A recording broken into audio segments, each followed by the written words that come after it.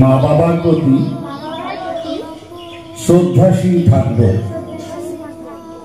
তাদের চিরদিন ভালোবাসব ও তাদের ভালো রাখার চেষ্টা করব। এবার সবাই মাকে প্রণাম করো, পা ছুঁয়ে প্রণাম করো।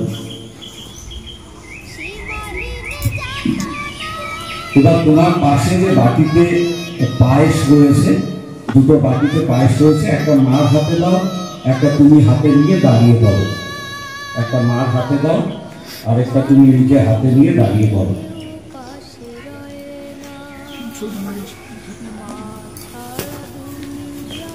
মার বাটি থেকে তো তুমি আগে তোমার বাটি থেকে মাকে খাওয়াও, তারপরে মা তোমাদেরকে খাওয়াবে।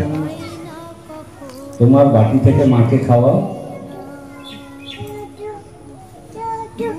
তারপর মার বাটি থেকে তোমাকে খাওয়াবে।